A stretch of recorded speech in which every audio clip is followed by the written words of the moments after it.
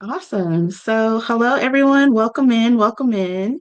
Thank you for joining us today. I am Brittany Jacobs here at Academic Chair for SPICY, and today we are talking about networking. So, for a lot of us, the word networking brings up images of like awkward room talks and or like forced small talk just to get to the next space or to land an opportunity. But real networking isn't just about collecting those contacts, but it's also about building a coalition. So today we're reframing how we think about connection. And to guide us through this, I am thrilled to introduce Dr. Rita Finelli Atkinson. She has worked on creating economic opportunity, educational equity, verified skills pathways for historically and systematically excluded learners. And with a background spanning from military service, classroom education, technology design, and instructional leadership, she has really spent her career leveraging connection and innovation in order to drive collective change. So we're really happy to have her here today. So warm welcome to Rita Finelli Atkinson. I'll turn it over to you. Thanks, Brittany, for that very warm and generous introduction. I'm so happy to be here. And I wrote down a few thoughts in a very short presentation, but I hope that everyone has a lot of questions or wonderings that you might have about networking or maybe experiences that you've had that you'd like to dive deeper or get a perspective. So I'm hoping that this will be informative and helpful for everyone. So thank you again for having me here. And I'll start off with a little bit about myself. So my name is Rita Fennelly Atkinson, and I am a first generation college graduate. So um, when Brittany asked me if I was willing to present on this topic, I immediately said yes for many reasons. But one of them was that as someone who is a first generation college student, one, my path was not very linear. In addition, it hasn't always been easy. And I did not grow up with role models in my immediate family or circle who had professional experiences, much less networking. So I kind of have had to figure out everything on my own and learn the lessons the hard way. There's a lot of things that I wish I had done when I was in school or when I was younger or when I had, certain opportunities. But you learn, and then I'm grateful that I have opportunities like this to kind of share what I've gleaned along the way. So, to give you a little bit more knowledge about myself, I grew up in Texas on the border, and there wasn't really a pathway for me to go to college, which is why I joined the military. That was my pathway to kind of break the cycle that we had, not only for education, but also for prospective employment. So I joined the military. That took me to California. I decided to become a teacher. I eventually moved back to Texas and stayed with teaching. And after a while, I started trying to figure out how to grow my career. One of the lessons that I had to learn the hard way was that growing up, I always heard that people got opportunities because of merit. And really, that's not the case most of the time. So I didn't realize that you had to ask or indicate interest. I didn't realize that there was all of these kind of hidden, um, things that you were supposed to somehow know that nobody tells you about how to advance or get a job or transition to maybe a new area of work that you might be interested in. So I've had not only a lot of successes, but also a lot of disappointments along the way. I have a bachelor's degree, two master's degree, and a doctoral degree. So I definitely am in that space where I try to collect educational experiences because often if you are from a marginalized background, whatever that might be, Um, a lot of people will not accept your knowledge and your experience. You have to have a credential to back it up. So if you look at my LinkedIn, you will see that I have a lot of credentials, both from college and also more informal learning experiences. But those have helped me along my path. They may or may not help you. It depends on what it is that you're interested in. But the whole crux of what I'm going to talk to you today is about you building your own path and your journey in a way that feels authentic to you. And there's a lot of different ways to do that. So please, if you have any questions or thoughts, please feel free to, you know, chime in with a question. I'm happy to answer as many as I can today. So, uh, as I kind of mentioned already, networking today is very different from how it has been in the past. In the past, it used to be very personal and face to face.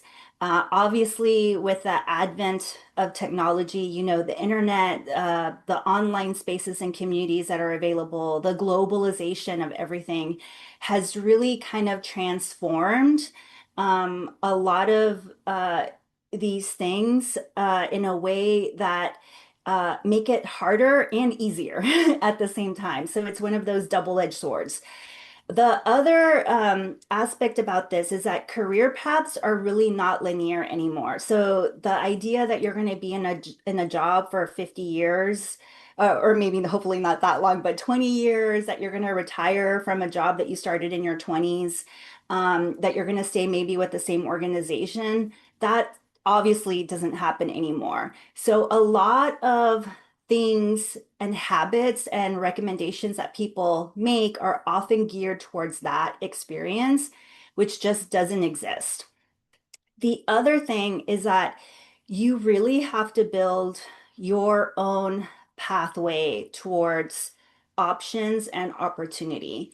So whenever something comes across my desk, whether it's an opportunity to meet someone, to participate in a community, or to grow professionally. I always look at it as an opportunity that is going to give me options in the future. And the key for that is to make sure that it is something authentic to you. So copying someone else is never going to serve you because it's not going to be authentic to you.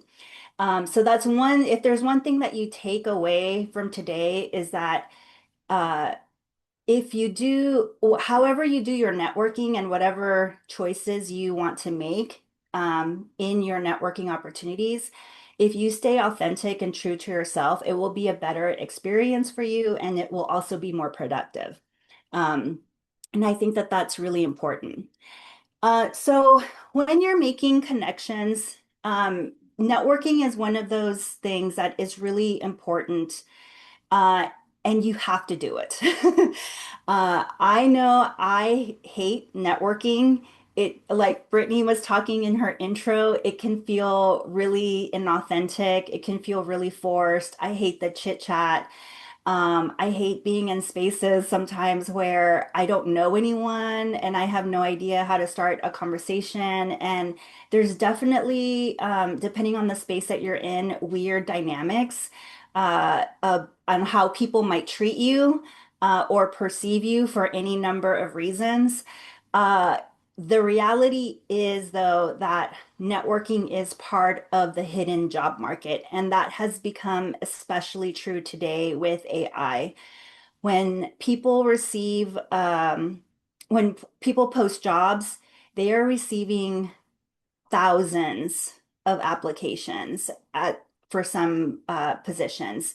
More often, they're receiving hundreds.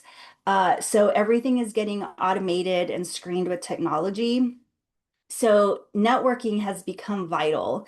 I've been recently, searching for jobs because I was impacted by a layoff, and all the interviews that I have been getting have been because of networking or personal connections that I have had. So I'm not just saying this theoretically, I'm living this reality as well, with many other people who are also looking for employment or other opportunities. And because technology has created so much noise, the personal connections are becoming even more important than ever. So networking is more critical than it has been at any other time. So the way I like to think of networking is to reframe it as uh, relationship building, and try to avoid that transactional aspect of it if I can, because that feels really icky to me. I also try to leverage informational interviews or connections that are based on authentic interests. Brittany and I are avid horror movie fans. Is one of the points of connection that we have. And I can tell you that I have a professional colleague that I met at a conference, and we bonded and developed a really strong relationship because of our love of horror movies. So don't be afraid to talk about people about things or hobbies that you enjoy, because often it's those things that are going to help you create a bond or a relationship with someone in the most unexpected ways. You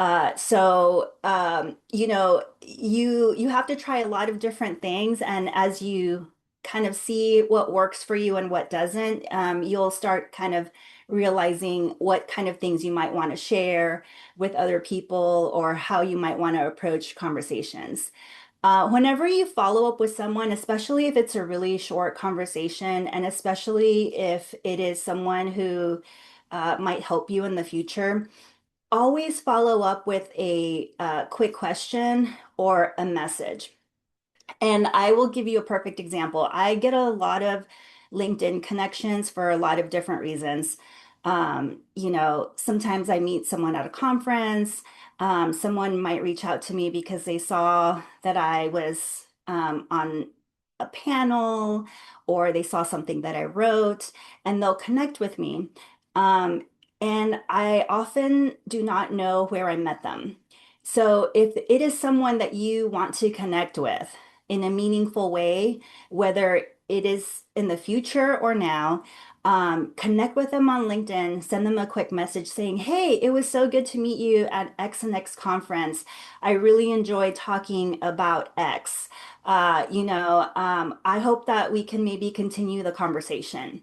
Or maybe you talked about a paper that you were reading or something, and you can say, "Oh, we were talking about this, and I mentioned that I was going to pass it along to you. Here it is." But follow it up with a reason to connect. More often, it might just be, "Hey, it was great seeing you. Thanks for sending me this," or whatnot. You might want to continue the conversation, but even if it ends there, there might be a reason to connect later, and there will be a record of why you connected in the first place that will also help you, because I know my memory sometimes isn't the greatest. So, this is helpful not only for you, but also for the person that you're connecting with. And then also, when you build a connection, um, it if you want to avoid it feeling transactional, try to establish a relationship before you need something, and try to offer something in return. So maybe it's just saying, "Hey, I really enjoyed reading this article that you wrote. I thought it was really awesome. I used it for X, or hey, I thought you might like this thing. Here it is. I'm sending it to you." And then if they seem kind of interested, you might say, "Hey, would you mind having a coffee chat? I would love to connect and talk more about whatever it is that you think they might be interested in talking about." So those are all ways that you might be able to kind of build connections in an authentic and meaningful way. Um, Now, when you are thinking about how you might connect with someone, there's a lot of different ways to do it. One of them is to seek mentors. You do not need just one. You can have lots of them. So, as a first generation Latina, college graduate, I have mentors who are other professional Latinas because I can have conversations with them that are, about my identity, not only as a Latina, but as a woman. And we can have frank conversations and they can help me navigate situations that I might be uncomfortable in. I have mentors in academia and research. I have mentors in business. I have mentors in tech and different things. And so there's a lot of different types of mentors that you can have that might be helpful. And you don't have to meet with them regularly. It might be something where, you chat occasionally. It might be someone that you're working with. It might be someone that maybe you're in a project with. They can be your peer. You could be peer mentors. So it doesn't have to be someone who is above you in a professional sense. But there's a lot of different ways that you can get mentors and even through specialized programs. And don't discount the opportunity for you yourself to be a mentor to someone else because that mentor-mentee relationship is really great, not just for the person being mentored, but also for the person who is doing the mentoring. And you, regardless of how much experience or, professional or life experience you might have, you have knowledge that someone else could benefit from. So don't be shy about helping others and being a mentor yourself. If you work anywhere, um, there is always an opportunity to, seek connection with people that you work with. But another one that people often don't do, and this is especially true if you're in a graduate space right now, if there are companies or organizations that you really want to work for, you should start trying to make connections with people who work there now. Seek them out at a conference, find them on LinkedIn and send them a message, send them an email about something that they wrote or a body of work that they are doing. And build those connections now before the opportunity comes up. Because then one day, if there's a job that opens up, you can be like, hey, I saw that there was a job. Would you mind telling me more about it, or can you give me an internal reference? And that request is going to land much more gently and nicely because you already have a relationship with them and you didn't seek the relationship just for that purpose. So that's something that you can start doing now. And then peers, there are a lot of ways to connect with people and start building your pool of connections through volunteer work that you do, anything that you do in the community, whether it's, if you attend any religious services, if you attend any community groups. I really like identity-based groups. So, for example, I belong to Latinas in Tech. There are a lot of other identity-based groups that you might be able to join. Seek them because you can find them. Don't underestimate the power of people your family knows, or even older people in your community, because they always know someone. And I'll give you a perfect example. I was telling Brittany before we started this call that I recently went to go see a rocket launch in South Texas. And I was on a boat with some people who were viewing it, and I was just chatting with people. I met a woman who lives maybe 20 minutes away from me. We're 6 miles away or 6 hours away from where we live. And she has all of these connections.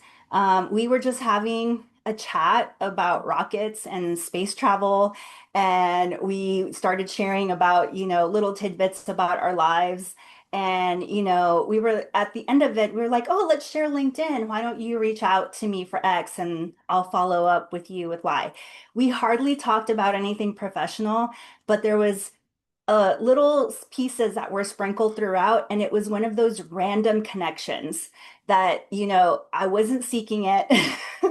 We weren't there to talk about work or anything else, but because we were both very open and just having a fun conversation, we learned about each other and we found opportunities to connect it to other work that we're doing. So don't underestimate the power of casual connections and spaces that are not designed for networking, but can lead to really great networking opportunities.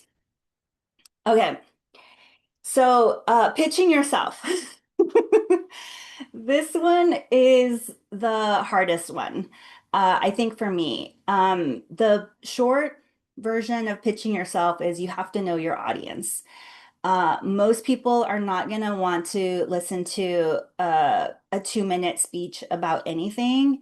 So, the best way that I can explain it is that you need to be able to talk about whatever work you're interested in or your research, what you do, your job, um, in a way that your grandma, who doesn't know anything about it, would be able to understand. So if you can explain it that way in 30 seconds, if someone is interested, they'll be like, oh, that's really cool. Can you they'll start asking you questions. And then that's how you can tell that they're interested in learning more, and there might be a potential for a connection. You also need to be able to talk about your skills and interests in a way that connect to that person.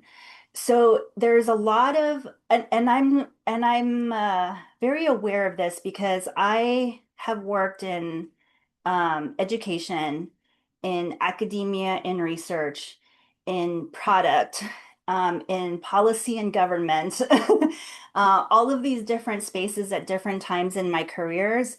Um, and I can be talking about the same thing, but the way I speak about it is going to be different in every space. And there's certain things I'm going to emphasize if I'm talking to someone who does X versus Y. Uh, there's different words I might use.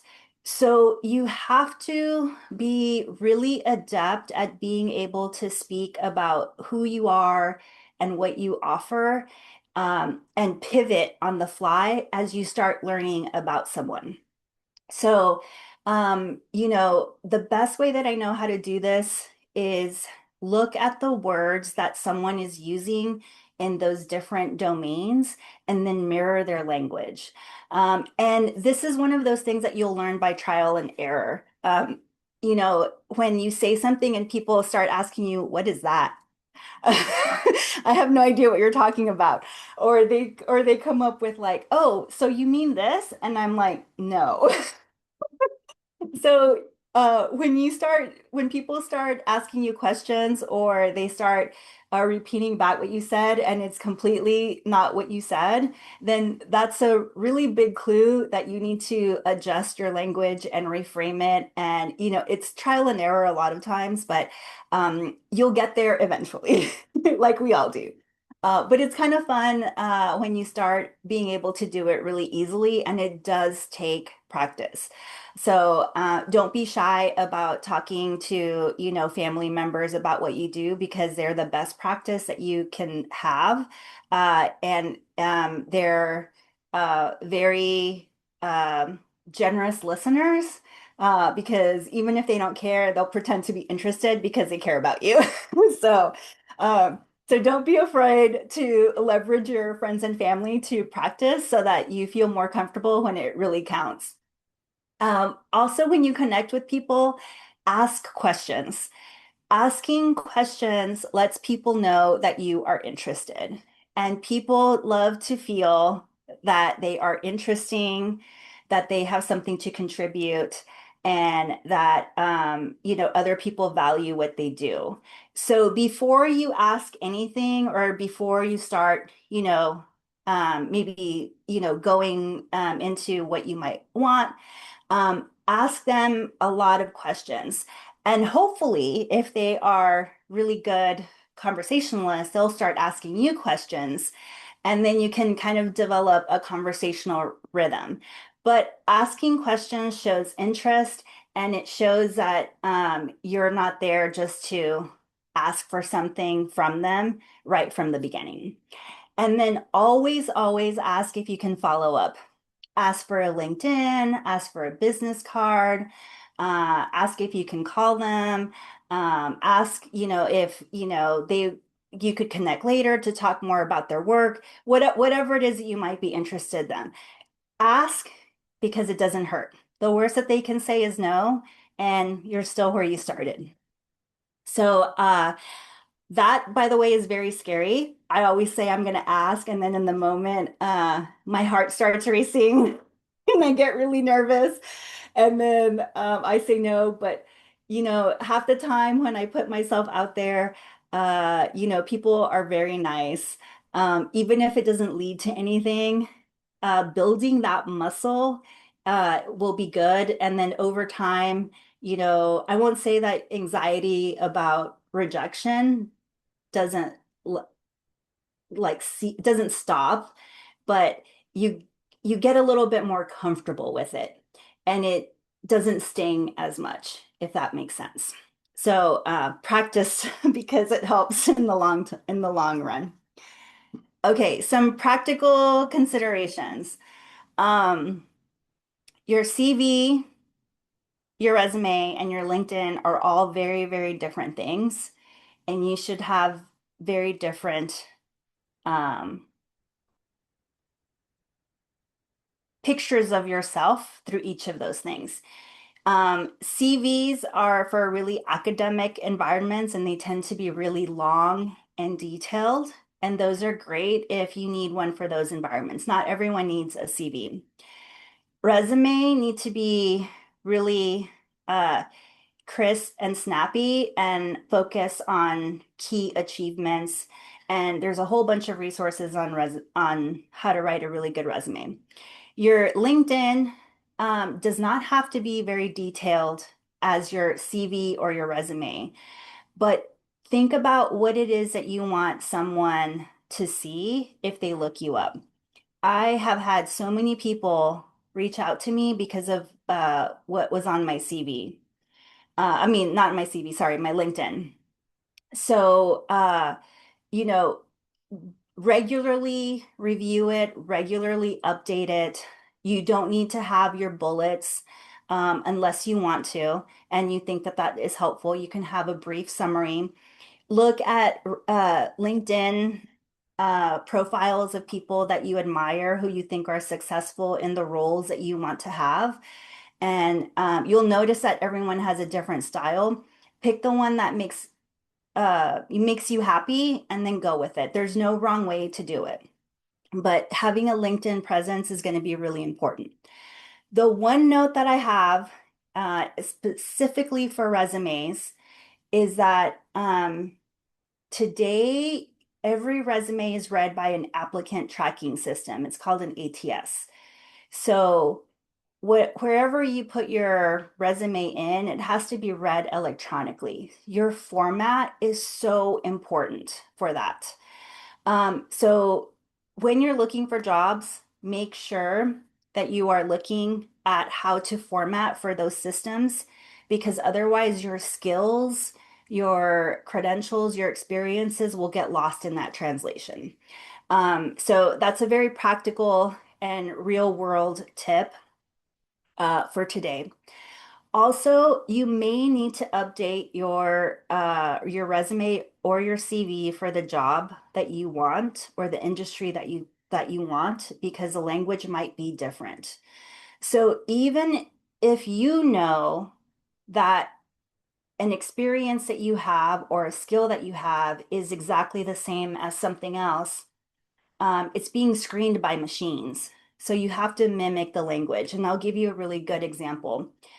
Um, Data analysis, business analytics. um, those are the same thing, but different jobs use different versions of them. If you say quantitative research, that is also data analysis. Um, you know, and you use the same methods across all of them in different ways and in different contexts. But if you use one word for a job that is using the word business analytics and you're using another word, then they're not going to make the connection. So you really, this is again going into you need to really make sure that you know how to pivot your language for the audience that you're targeting.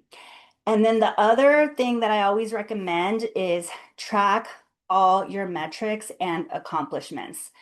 I have a Google Doc where I have every single conference that I have presented at. I have a Google Doc where I have every single accolade or, whatever that someone has given me that aren't even relevant anymore, but I still have a list that lists it somewhere. I have a document that lists every single job that I have, even if it's not something that I put on my resume anymore. So if you are publishing, put every single thing that you have written. I have a document of every blog I have written. Start tracking those things because one day you're going to be like, oh, this would be perfect for that. And then you'll be able to easily find it because it's really easy to forget or lose things. And then sadly, things are disappearing from the internet. So that used to not be the case 10 years ago. It was pretty stable, but nowadays, something that you wrote for someone, like a conference presentation website that used to be up, is no longer there. So the fact that you presented somewhere doesn't exist objectively. So only your record that you have exists. So keep track of all of those things so that you can always have it. And um, some quick mindsets is people will tell you no or maybe ignore your request. It's not personal, but the more that you put yourself out there, the more success you will have. So expect the no's or the ignoring, but you will have more success the more you reach out to people. Small intentional acts are going to build over time more than trying to do a big push at a certain time. So be genuine, build authentic relationships, show people who you are. Um, if people know that you're always an amazing person, they're going to want to work with an amazing person. So you never know how that will come back into your professional life, whether it's from volunteering or a community or some other experience. And then find people everywhere.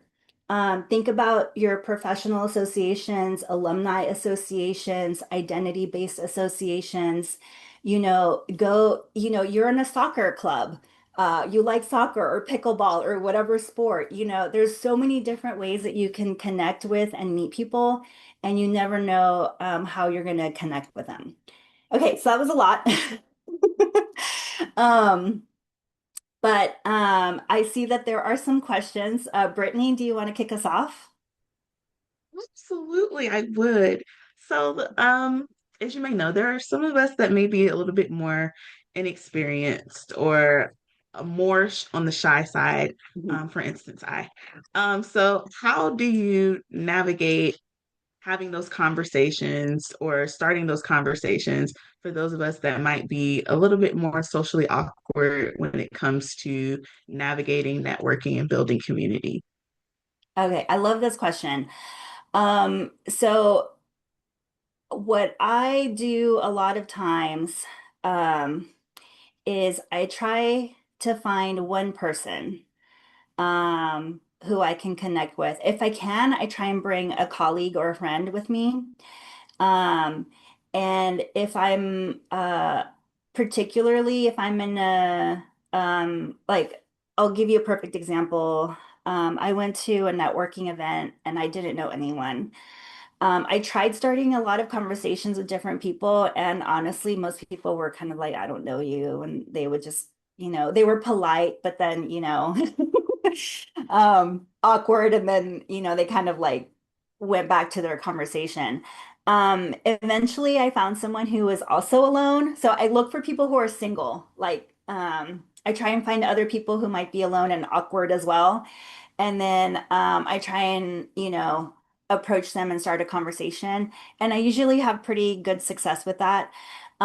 If we click, then I'm honestly just honest. And I say, hey, I'm really bad at networking. Do you mind if we hang out? Can I stick with you? So that's one way.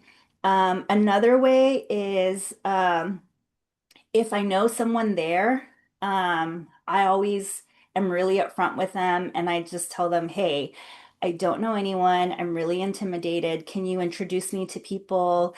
Or do you mind if I stick with you? And even if I'm quiet, there will be natural ways for you to join in a conversation and people will kind of invite you in.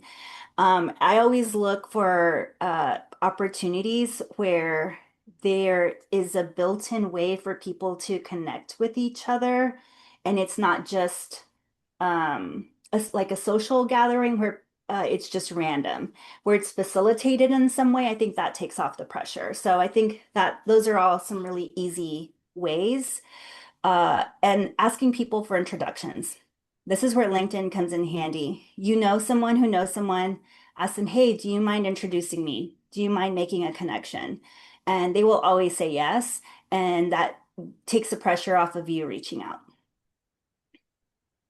Thank you for that. And so we have a question in the chat. Someone said, thank you, number one, for the presentation, but could you share or give me any advice around ATS checking tools or platforms or different processes that they can do to kind of navigate this new AI space? Mhm. So for honestly, for applicant tracking systems, once you apply to a job, you're going to see really, well, one, they're not all equal. So some are better than others at moving stuff over from your resume. Um, and it's going to be hit or miss. But if you have a good resume that it works well with ATS systems, most of your information should move over seamlessly and correctly without you having to make edits. So if it does that, then you're pretty good. Uh, you need a resume that has very clearly labeled like professional experience, and you have the title, the place where you're working, the dates that you're working, and then your bullets. So it has to be a very specific. And if you look online, you'll see some that go. Some systems are way better than others, I will tell you. And even if you have a really good resume, you're still going to end up having to do some minor edits, but hopefully it will be minor. Um, the the best thing to do though is that you when you're use if you're well, I hope you're using AI. AI is great, but what it does, it homogenizes everything. So, you don't want your resume and your cover letter to look like everyone else's. So while yes, you do want to use AI to speed up the process of you refining the language in your resume or in your cover letter, you also want it to not sound like AI. So you do have to do more work if you want to stand out. You can totally tell when someone puts it through AI.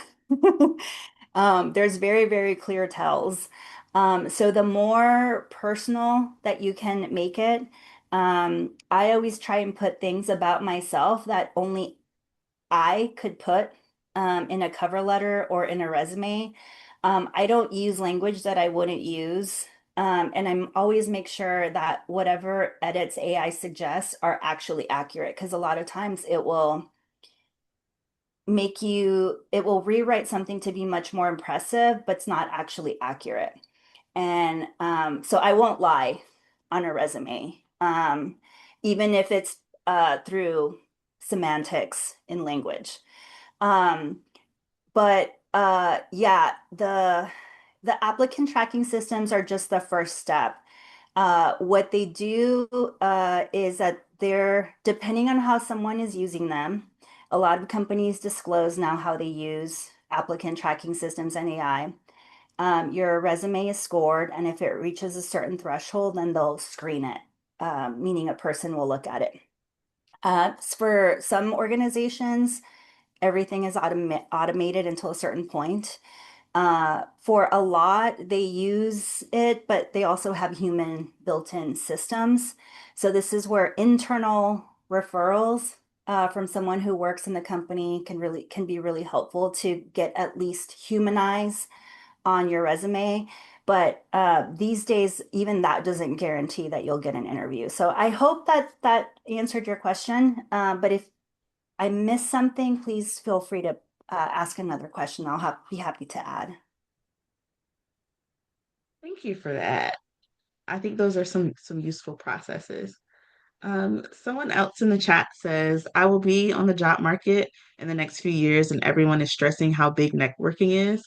So, how would I introduce myself to people in the field, and how do you optimize LinkedIn for that? Hmm. So I'll start with LinkedIn because that's easy. The first thing is you want to follow people that are in roles or companies that you want, and the LinkedIn algorithm will automatically start showing you more people. Um, the if you say that you're looking for a job, like if you start a job tracking profile, LinkedIn will automatically send you jobs. And if you can get a free premium LinkedIn and I wouldn't do it until you're ready to start looking for a job, but uh, and I got mine free because I refused to pay for it. But there's sometimes where if you join a professional organization, you make a donation when they're doing their annual drives. One of the perks might be a free year of LinkedIn Premium. Sometimes, check your alumni associations and whatnot and other organizations because sometimes they offer free LinkedIn premium. But LinkedIn will give you recommendations of people to follow and people who are hiring sometimes, and let you know. So you might be able to connect. As far as how you introduce yourself or connect with someone, um, I always start with the relationship and the personal first. Unless I'm at an event where it's specifically to get jobs or the stated purpose is of that, because then it kind of feels icky to me. But I try and find out as much about the person to see if where a point of connection is professionally. And then, I might be say, I'll drop little things about me, like, oh, I saw that or oh, you just you have a degree in whatever. I'm going to school right now. I'm about to graduate. So you don't do it all at once. You just find ways in the conversation to sprinkle little things like, oh, I'm in a graduate program, or I'm about to graduate, or oh, I'm thinking about going into that industry. Do you have any, tips or uh, you know, just kind of ask questions. That's the best way to make it seem authentic and natural.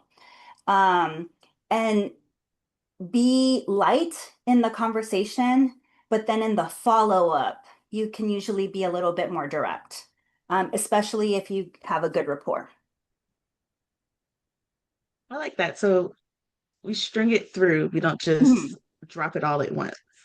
Mhm. Um, Along those lines, like, how do we shift our mindsets from selling ourselves in the networking process versus actually relationship building, like you mentioned in your presentation? So, for relationship building, the way I look at it is that you're interested in the person, regardless of what they can do for you. So if the only reason that you're talking to them is because they have a job that they're hiring for, or there's something that you want specifically from them to help you, then that's going to be transactional, and most people can pick up on that. So relationship wise, this is why I say it's really important to also talk about yourself as a person, um, your interests, your hobbies. I look for anything. If someone says they grew up in Texas, oh, I grew up in Texas too. What part did you live? It's anything that that builds a connection where there's sameness. Um, so it can be like, oh, we're both Latinas. Oh, we're both women in tech. Oh, oh, you said your child is in the military. I was in the military too. Oh, you went to school here. I went to school like just down the street. There's so many, you, one of the, if you can't think of anything, the best one is complimenting something. Oh, I really like your glasses. Oh, your shoes are, and make it real. I never give compliments unless I mean them, but if you can think of nothing else, you can compliment someone on their shoes, their eyeglasses, their hairstyle. You can compliment something that they maybe said in a presentation or something, but a compliment is always a great way to start a conversation. Even if you have nothing else. And then this is also why asking questions is really important, because when you ask follow-up questions, people will reveal things. And then that's when you can start being like, oh, I grew up here too. Or, you can start making those connections. And when you start building those, this is how we're the same, then it starts becoming a relationship and you can start going into those things. And so along those lines, considering like sameness, I want to pivot into like the idea of values.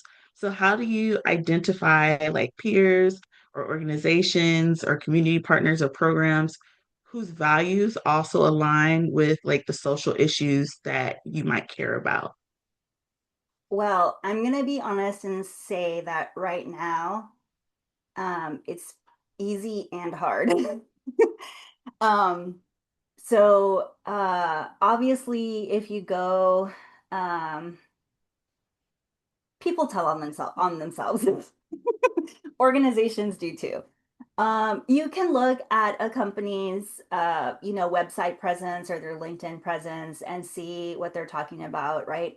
If they're only posting about certain topics during the month or the week that something is recognized, and that's probably, they're doing it on a schedule, not necessarily because it's authentic to their culture.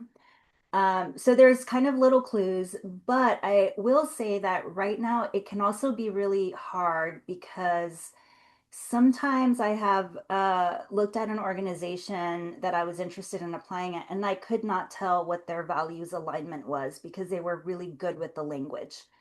Um, so this is where looking up who works there on LinkedIn, seeing if you know anyone who is connected to anyone in the company, and if you know them, asking them.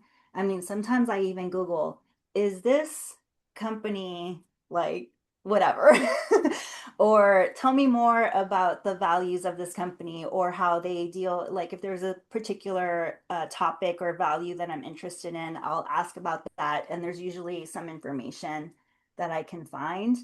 Um, but it's really, really hard. And this is also a really good reason why, if there's companies that you're really interested in, trying to cultivate relationships with people who work there will probably give you more information about that company, how they treat you, how they talk about their work, how they talk about their coworkers, especially in one-on-one conversations, it can say a lot. So if everyone that you meet from someone is talking about how the work-life balance or the culture or something is, and you should be paying attention. Obviously, there's always going to be people who have negative experiences and they might be a one-off, but if everyone is saying the same thing, then it's that's a red flag. So applying for jobs and networking is a lot of it's really similar to dating. and having relationships. So there's flags, and you just have to pay attention to the right ones. Thank you for making that analysis because I find that to be very true, especially in this day and age. So, when my final question that I kind of want to leave off with. So, in this grand world of like dating within a networking sense, like how can we leverage different digital tools and those credentials that you spoke about to help formalize and strengthen these collaborative networks? Like, how do we advertise those or talk about those in ways that can really leverage things in our favor?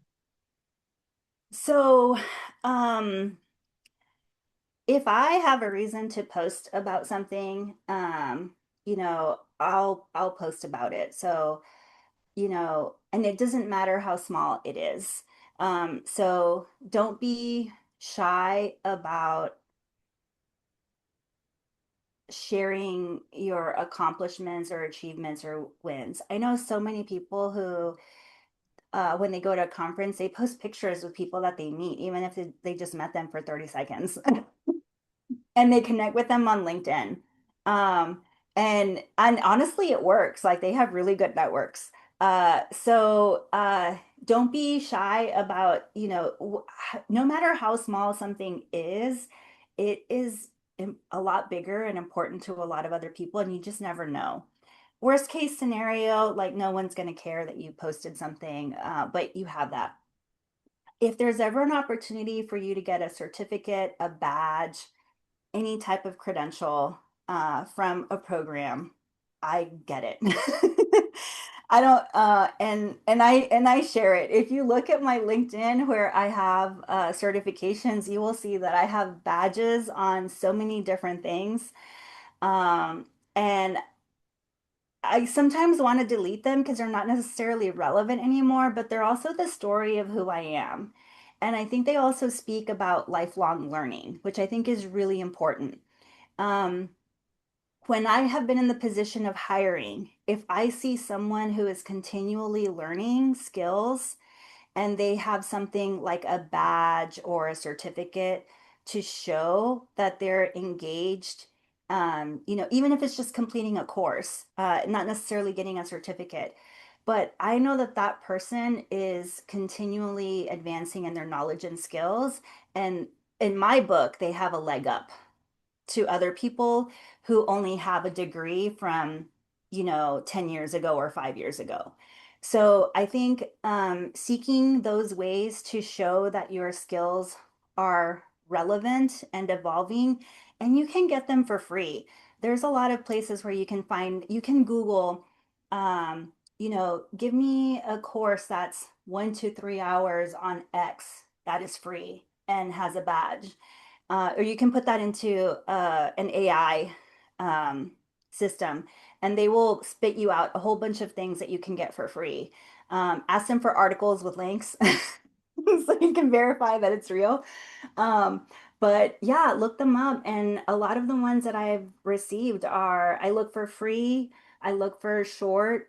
Um, and I try and find something that I think is relevant to what I am seeking.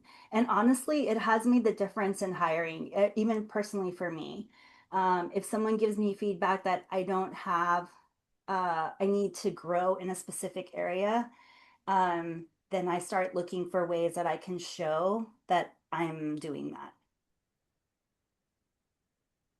Well, thank you so much, not only for the response, but also for the presentation. Is it all right for everyone to follow you on LinkedIn post Yes. this? Yes. Okay, so leverage those LinkedIn networks in real time, add a new connection today. Yes. And the worst thing that'll happen is honestly, your message will, if you reach out to someone that you don't know, is your message will go unread or maybe ignored. But you never know when someone is going to say yes.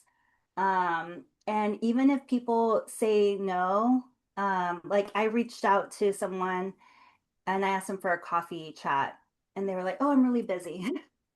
And I was like, "Okay, so that's a no."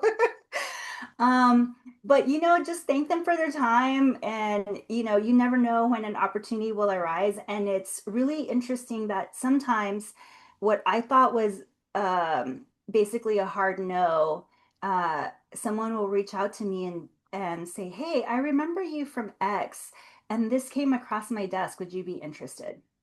And I'm really shocked. So, even if something feels like it didn't go well, don't be surprised if you're being harder on yourself than how the other person perceived it.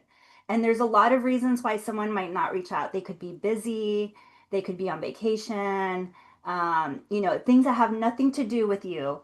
So don't feel bad when you don't get the response that you want, because you never know why, and you never know if there's an opportunity in the future for you all to connect or to have something come from that interaction.